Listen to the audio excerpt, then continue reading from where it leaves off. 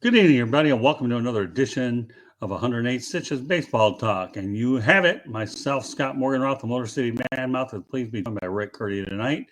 And Rick, first of all, would let people know that this show is titled Does MLB Market Their Stars? So this is a topic that I know we've talked about in other shows, but now the focus is on the two of us as we can go out there and mention that. Before I go into the gist of broadcast, let everybody know they can subscribe to the South Florida Tribune on our YouTube channel or visit www.southfloridatribune.com. And you can also follow us on Twitter at Tribune South. To advertise, call 954-304-4941. The auto portion of the show can actually be heard on Spreaker, iHeartRadio, Apple, Google, Spotify, or wherever you get your podcast. And you know what, Rick? Okay, we tell you what, this is a very big subject that a lot of people wondered about. We're going to really get very thorough with it. You know, I had the opportunity to cover the Marlins and the LA Angels last Wednesday over at Lone Depot Park. Mm-hmm. And I'm going to tell you one thing. When I was there, I could not believe what I saw in the field, how jammed this thing was. Almost feel like there'd be more people on the field there would be in the stands, but let alone the fact that the Marlins did draw 18,700 plus for that game, which is a good crowd by their standards. But why wouldn't they? You have Shohei Ohtani in town. You have Mike Trout there, the traveling road show. And I had an opportunity to talk to Don Mattingly during the pregame media availability. And Don and I, and as well as the rest of my colleagues, had an opportunity to address the circus that was Shohei Ohtani. And it was really refreshing to see Mike Trout signing autographs for a lot of the kids, too. And I took some pictures. If you want to see my story, go to southfloridatribune.com and you'll be able to go ahead and see that. But, you know, what ended up happening was the Angels ended up winning 5-2. Shohei Ohtani had 10 strikeouts, pitched 7 scoreless innings, drove in 2 runs, and once again, a 5-2 win. So with that said, just give me your overall observations on both Shohei Ohtani and Mike Trout first, and then we're going to talk about some of the other players. Well, Mike Trout is probably the best player I've seen in the last 30 years. The guy can hit, steal bases. He's one of the best outfielders out there. Home run hitter. He can do everything. I mean, they said that he's like Mickey Mantle. That's what I've heard people compare him to. He could just do everything. He's just a phenomenal player. You know, right now, if he retired, he'd be in the Hall of Fame. That's how great he is. Ohtani is amazing because we haven't seen anything like this since Babe Ruth. You know, Babe Ruth was a great pitcher with the Red Sox. He wasn't just he was a fantastic pitcher.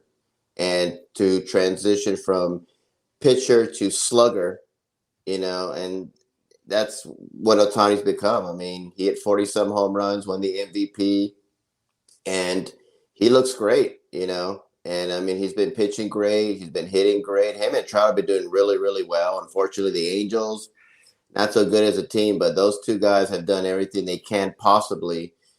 And I'm not surprised that people want to go see Ohtani because he's a huge star in Japan. They want to see how great he is in America. We see how great he is with his hitting and his pitching because it's something we probably will never see again.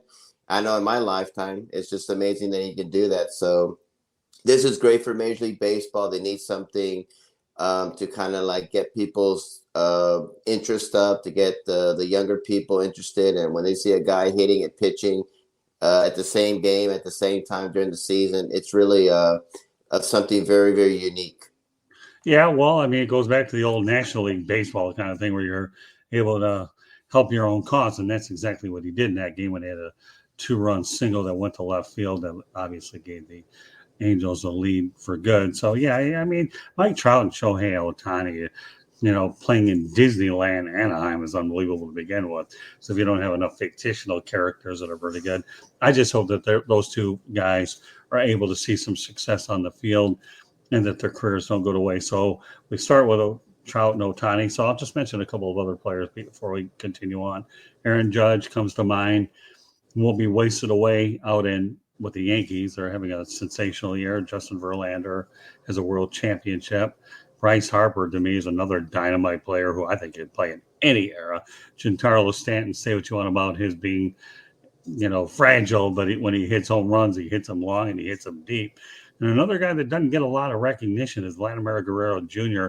up in Toronto. And, you talk about the face of a Canadian franchise, a North American kind of guy.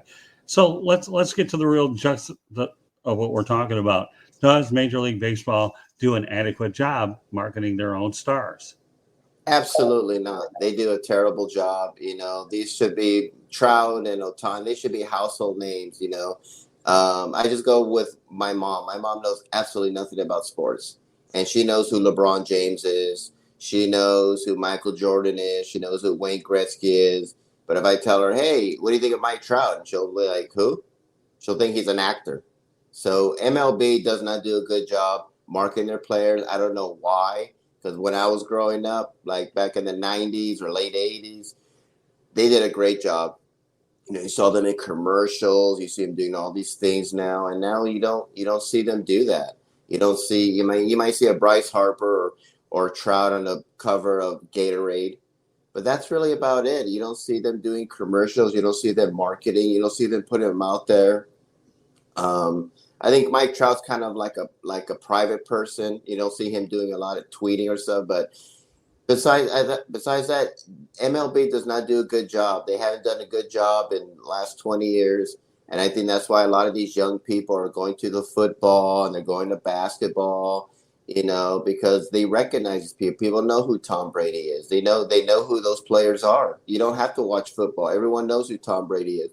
Not everybody knows about Mike Trout or Bryce Harper or Ohtani. Yeah, there are people that are knowing more about him because he's becoming well known and he's getting out of that mainstream, and what he does is very unique. But other than that, they do not do a good job marketing their players. I don't know why, but they just don't. All right. So with that said, you say they don't. So I got the $1 million question: what do they have to do to market their own stars? Well, they need to get the younger fans back in the game because they're not doing it. They need to have them do more commercials. They need to do more, like, just go out there. Maybe tell Trout or Ohtani or something like, "Hey, go on Twitter, man, and engage with your fans and things like that." They just need to just have them do more PR and just more publicity on them and get them more on just get them more out there, because we know who they are, but like I said, the normal person out there doesn't. So they maybe do some more interviews with them, like a sit down interview and all that, and for some reason they don't. I think Trout's kind of a private person anyway, but still they need to do more of a better job, especially with Ohtani. I mean, we haven't seen anyone do this since Babe Ruth. And it's just amazing and unique. And I never thought I'd ever see anyone pitch and hit at the same time, let alone in the same game, and they need to just go out there and do that. And they just really haven't really gone out there to show people, look at this guy. We haven't seen anything like this in the last 100 years. Look at him. So just more commercials, more PR, and just get them more out there and do some sit down interviews with them. Yeah, I think a lot of that probably stems with the team's communications people. I know they try to do what they can to be community friendly, but I think that the communications people locally can only do what they can do. And I know because I work with a lot of them firsthand in Miami. So I guess the question is, at one point or another, okay, does MLB's communications people get on the same page with the local guys? Because let's face the reality, I can say what I want about the NBA, but these guys get out there and market them. But I don't like a lot of the NBA because there's too much drama. We've talked about this before, and I'm not going to get into it tonight. But there's a difference between what the NBA does with the drama versus what MLB does. I can tell you that I can describe what the scene was like last Wednesday. Okay, Rick, you have a press box full. I mean, literally full. Take the word social distancing and see later. There wasn't any up in that press box. I felt bad for a Japanese reporter who was sat next to me as I was taking pictures, okay, because my wife wasn't able to get there because they had no roofer in the photo walls. What do you expect? You have a lot of international media. So, yeah, we know what Ohtani does. You realize, and I remember back in 2018 that when I was over at Tempe Diablo Stadium out in Arizona, again, covering the Angels, my friend Tim Mead was in charge of the Angels, credentialed myself and my photographer as well. I'll tell you want to talk about half of Tokyo being in Arizona. That to me was the scene there. And it almost felt like the energy was kind of duplicated last week. So, yeah, I don't know whether it falls on the local people or not versus with the national. And of course, the All Star game helps. And maybe the World Baseball Classic, when they do it every few years, does. But what do you do in between? Yeah, it kind of makes you wonder a little bit. But, again, you have generational players. And, again, I think the one thing nowadays, unfortunately, that we do see is too much player movement where some guys don't stay in one place too long. Well, a team can't afford them. They move on from them, and then you're starting all over again. So there's a lot of things. I'm not here to break down anything that's wrong with Major League Baseball at all. I mean, after all, it's a sport that what we do here in the South Florida Tribune Broadcasting Network, we focus on MLB, and we focus on football, both college and pro football. Hockey and NBA get their place whenever the situation presents itself, as well as MLS, Inter Miami. So, yeah, I'm with you. I guess it'll be interesting to see what happens. You need more. You have the World Series, the postseason. That's great. Okay. But then, the Major League Baseball All-Star game, the events surrounding it, that's all well and good. But, yeah, I definitely agree with you. More needs to be done because let's face reality. Aaron Judge's, Justin Verlander's, Bryce Harper, Giancarlo Stanton, Vlad Guerrero Jr., and the list goes on and on. Those are the ones that stand out in mine. And we all know that the Yankees are the gold standard for MLB. And of course, we talk about the LA teams. I'm not going to get too average. So, hopefully MLB will continue to market what they've got to do and appeal to the younger generation because you always have a lot of us diehards is what you have and purists that'll follow the game, but it's trying to get the other generation involved. So now that we've talked about that, so here's another question. We're full of questions tonight on 186 Baseball Talk. My name is Scott Morganrock. Please be joined by Rick Curti, Motor City Mad Mouth. So here's another big question, Mr. Dodger. Okay, should we feel bad for Freddie Freeman of the LA Dodgers? And let me paint it for you, Rick. Hold on. Just landed a $162 million contract. It was reported Freeman had fired his agent, Casey Close, of Excel Management, okay, who led the offseason negotiations for the slugger, played 15 years with the Braves, gave up his grew up in Orange County, California, and now lives in Studio City, California. Okay, Freddie Freeman, you made Atlanta your Georgia home. You were there for a while. They certainly wanted to sign you. So I don't know. Do we have another Latrell Sprewell here that he feels bad about a $162 million contract for real? Yeah, it's hard for me to feel sorry for a multi-millionaire, especially when it's guaranteed money. So, do I feel sorry for him? I mean, I don't feel sorry for his accountant, or I don't feel sorry for his bank account. But in some way, I feel like he was kind of duped. I mean, it's obvious, and I'm a Dodger fan. I was excited to see him come there. I was like, oh, great, this is great. My brother was excited, texting me, Freddie Freeman's coming to the Dodgers. But when he went to Atlanta, he obviously missed the Braves. I mean, he had a press conference bawling his eyes out. I mean, I've never seen anything like that. He's just bawling his eyes out. And there's a picture of him sitting in the dugout all by himself, and he just looked so unhappy. And then when he heard that his agent actually had an offer by the Braves, and he knew Freddie would sign because he didn't want to go, and not telling him. I mean, he could sue him, and he should. I mean, that's just negligence, all because a guy would get more money from the Dodgers than he would get for the Braves, and more ka-ching money. So I mean, it's just unfortunate. Do I feel sorry for Freddie? Well, I don't feel sorry for his bank account, but in some way, I just feel like he was duped because he really did not want to leave the Braves. I mean, he still doesn't want to. And I hope he can make it work in Los Angeles because he's a great guy. The Dodgers need him. I think he's in a great place. I mean, I'm biased because I'm from there, grew up there, went to Dodger Stadium many, many times growing up. I just hope he can make it work. I just don't want him to be miserable and unhappy and then just trying to go behind the scenes, say, hey, just trade me back. I need to go back. I hope that's not happening. So I hope he can make the best of it. The Dodgers need him, great player. But I in a way, as silly as it sounds, I kind of do sort of feel sorry for him because I think his agent just duped him. Yeah, which is precisely why I fired him. So, yeah, you know what? Like I said, I don't think the Dodgers fans felt very good that he showed that emotional display like he did. But the real situation here is this, okay? Does he feel bad that he went to the Dodgers, or does he feel bad that he's paying twice as many taxes in LA as he would Georgia? I mean, let's face the reality. If you're a businessman, okay, if you play New York, you're paying the piper when it comes to taxes. You're paying to LA, they tax you any which way but anything. And yeah, we know agents are certainly going to try to get you whatever deal they can to fatten their pockets, which is why a lot of guys do get rid of them. So I don't feel sorry for the fact that he's a millionaire. Did he leave his heart in Atlanta? Yeah, but not at this particular point. You don't show it.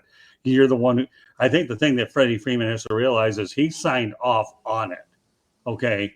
No, unless somebody decided to hold a weapon to his head, and I won't mention what type of weapon to his head. In the end, it was his John Hancock that hit paper that where he went to the West Coast instead of leaving the East Coast, and that's really what it comes down to as far as I'm concerned. Yeah. So sorry, Freddie. Like Rick said, enjoy your time in Southern California. Hope you can have your legacy. Maybe, perhaps, if you win a world championship there, then it might soothe the pain of $162 million of jingle bells in your pocket. So you can go to In-N-Out Burgers.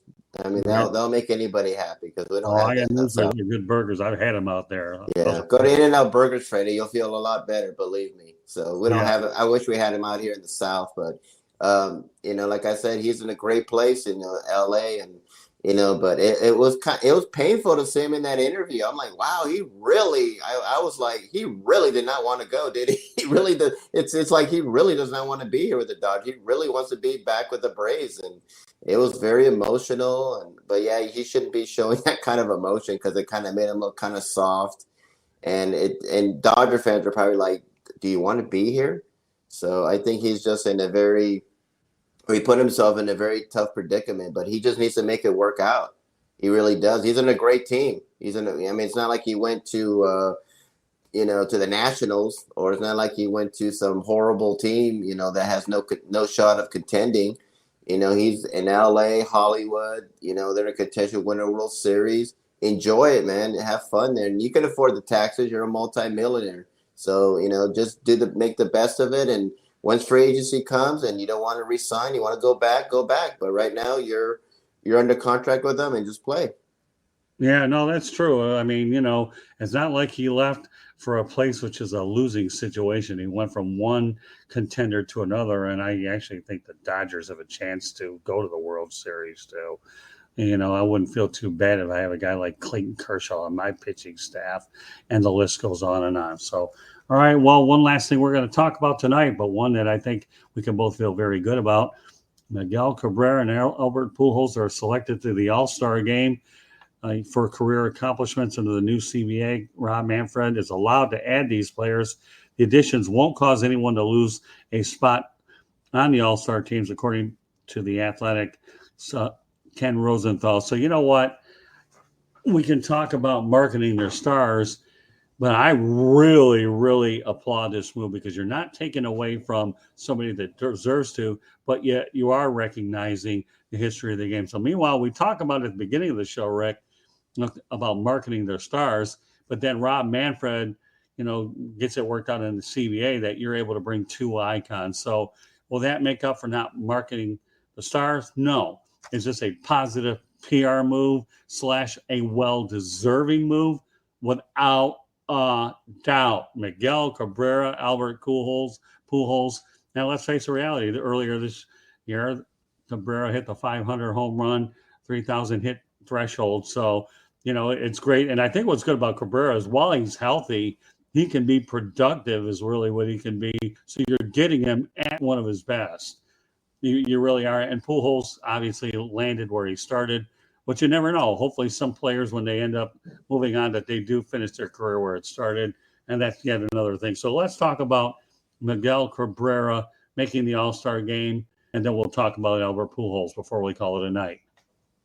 Well, I applaud the move. I've been very upset with the All Star game, as I call it, the All Star popularity contest. And I've always said, like if you're gonna have some fans vote, you should have like managers or maybe the baseball writers or even the commissioner could kind of put someone in there. And I like that he can add people, and I love it that he added Pujols and Cabrera. I mean, they're legends. These are two of the greatest right-handed hitters of my generation. Two, no doubt, first ballot Hall of Famers. No scandals of steroids for one thing. No issues. I think Cabrera had some issues early in his career, but he's straightened that out. Pujols has just been a face and a model of positivity for MLB. Great story. Kind of like Trout, came out of nowhere. No one heard of him, and first year just lit it up. And he hasn't stopped since. He's having a renaissance year with the Cardinals. He looks rejuvenated. He looks younger. He's playing great. And he actually pitched. So you gotta add those two guys on. They're legendary. I mean, I remember when Kareem Abdul-Jabbar retired, and they did this whole tour where he got gifts wherever he went, where he got a rocking chair, he got retired jerseys, and no one had a problem with it. Nobody should have a problem with what they're doing, because this is MLB saying thank you for what you've done, thank you for being role models, thank you for just having spectacular careers, and this is just a farewell to those two guys who are going to the Hall of Fame, who are two of the top greatest right-handed hitters, and there's not many on a list of great right-handed hitters. I'm not talking about home run hitter. I'm talking about hitters. Those guys are hitters. They're at 300 averages, and I mean they're just phenomenal. And I applaud what they did. I applaud Manfred, and I love what they're doing. And it's kind of cool to see them both in Los Angeles and Hollywood, because Pujols was with the Angels for a number of years, was with the Dodgers. I'm happy he's back with the Cardinals. And to me, this just comes full circle for the both of them. Yeah, that you bring up some interesting points. Few people realize that Pujols spent the first part of last year with the Angels. The Dodgers pick him up for pennies on the dollar. He has a productive time there, and then makes his way back to the Gateway Arch out in St. Louis. I think that I'm not one to talk about first ballot Hall of Famers because I don't cast the votes, but I don't think I'm really going out on a limb to sit here and tell you that Miguel Cabrera and Albert Pujols will be both first ballot Hall of Famers. I hate when people put somebody in the Hall of Fame before it's actually done, but it's safe to say it's a safe move here. Now, what I should point out, which is really neat, is these guys are not going to be championship less. Okay, Miguel Cabrera won his championship early with the Florida Marlins / Miami Marlins, where Pujols wins his rings with the St. Louis Cardinals, and then they would actually subsequently, I believe, face each other when the Tigers and the Cardinals played as well. So you got to see them face one another in the World Series when the Cardinals were able to win it in 5. So, yeah, it's unbelievable. I mean, they've had great careers, and Miguel Cabrera, who knows? I mean, and this is probably throwing it way out there. You never know. Maybe one of these days, after his contract expires, I believe after 2023, is there a chance he would return to the Marlins organization? You never know. I've seen crazier things happen. He could come down here and finish up a year down here. I think Bruce Sherman might be into one of those things, but I'm not speculating, putting gas on anything out there. That could happen 2 years down the road. We'll know whether or not his body says I can't do it after 2023. And I'm, as much as I hate guys getting paid so much money, Mike Ilitch rewarded them, and the Red Wings ceased owner. Mike Ilitch has been known to be generous to some of our star players, and Miguel Cabrera is one of those. And while the Tigers got the wrong end of the contract, as we've seen a lot of veterans get the wrong end of big contracts, and these two guys could probably classify as long-term contracts, or do they really perform to the level on the back end? It's one for someone's debate, but not to take away from the actual impact of what's going to happen at the All-Star game, say next week. I agree with you 1,000%. Rob Manfred got it right. You got these two people in there, Pujols and Cabrera, and I think Major League Baseball will be better for it. I mean, yeah, think about it.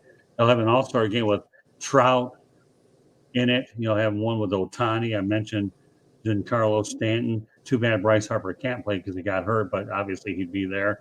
Justin Verlander. So a lot of the guys I mentioned are going to be there. But to see Pujols there, as well as Cabrera, as well as the mentioned names I just mentioned to me are important. So, folks, just so you understand, this broadcast here is does the MLB market their stars? Well, I'll let you guys go out there and debate that for yourself. But at least we've had a lot of star power in this show here. When we talk about Miguel, Cabrera, Albert Pujols, as well as the name. And of course, Scott Morgan, Roth Motor City Mad Mouth, pleased to be joined by Rick Curti on this edition of 108 Stitches Baseball Talk. Rick and I do a lot of broadcasts together, and I talk about the ultimate team player. Rick, you're a Hall of Famer in my eyes in many, many ways, more than anybody will ever know. You do a good job coming on the broadcast, what we bring on, do an outstanding job on the social media. So, I think it's really one of those things where, maybe I don't mind having 2, 3, 4 people on at a given time. It doesn't make any difference to me.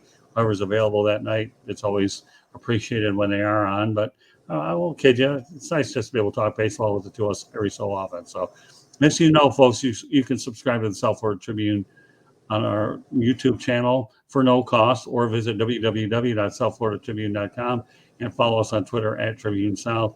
To advertise, call 954-304-4941.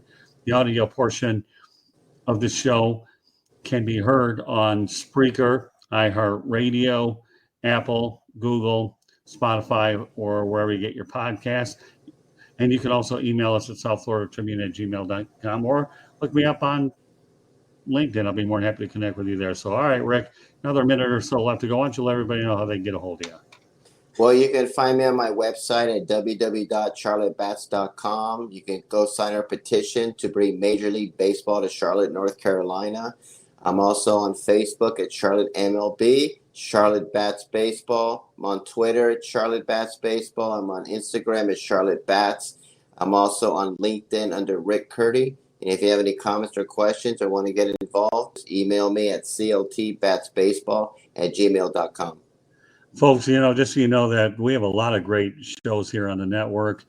We obviously have the Sports Exchange 108 Stitches Baseball Talk. We have No Limits, South Florida Tribune podcast. Obviously the one you're watching, 108 Stitches Baseball Talk. And we have the Fire Up series. So feel free to go to www.southfloridatribune.com. Look under WSFT broadcast. You'll see that we have a lot of different programs for everybody's taste. The Real and the Rare is another one that we'll be bringing back a little bit as well. So, but meanwhile, Rick, any closing thoughts about what we talked about tonight? I enjoyed this. This is a lot of fun. It's always fun to talk about baseball. I love all sports, but baseball is my passion. I just want to see the game grow. I think it's great to tell people how MLB can market their players better. I think it's great just to have like a conversation just with a good friend, sort of like someone you meet at a bar. Just sit there and all of a sudden you start talking about sports, and it's a lot of fun. I could talk about this all night. Yeah, well, at least tonight we had an opportunity to do that. And once again, Rick, it was so good seeing you in Charlotte. Every time I come to the Carolinas, given we're going to meet up anyway. So meanwhile, absolutely. Folks, want to thank you for joining us on this edition of 108 Stitches Baseball Talk. My name is Scott Morgan, Roth Motor City Mad Mouth. Pleased to bring you this edition of the broadcast. And once again, does MLB market their stars? Listen to it over, watch it over, and take notes. And of course, if you have any opinions, feel free to email us again at southfloridatribune@gmail.com. Before we wrap up the broadcast, I do want to thank Candy Ebling, who does a marvelous job here, making sure the shows get put up. Without her, we wouldn't be able to do what we do, and she does a great job of the content and so forth, and she's a contributor periodically on our shows as well. So once again, Rick, great job tonight. Folks, great to be with you tonight, and we will catch you on the next edition here on the South Florida Tribune Broadcasting Network. Lots of great shows in the pipeline. And just a little something I should point out to you that we do have coming up on the Fire Up series real quick. I have an interview with Miami Marlins announcer Tommy Hutton that I'll be releasing any day now, so go out there and look for it. Tommy talks about some great insights, not only on the Ohtani situation, but the job that Don Mattingly has done as well. So, again, we have a lot of good stuff coming out there, so please subscribe to the South Florida Tribune YouTube channel, and I guarantee you won't miss a great broadcast because we certainly put a lot of thought into those. So once again, folks, have a good evening, and thank you very much for joining us. Good night, everybody.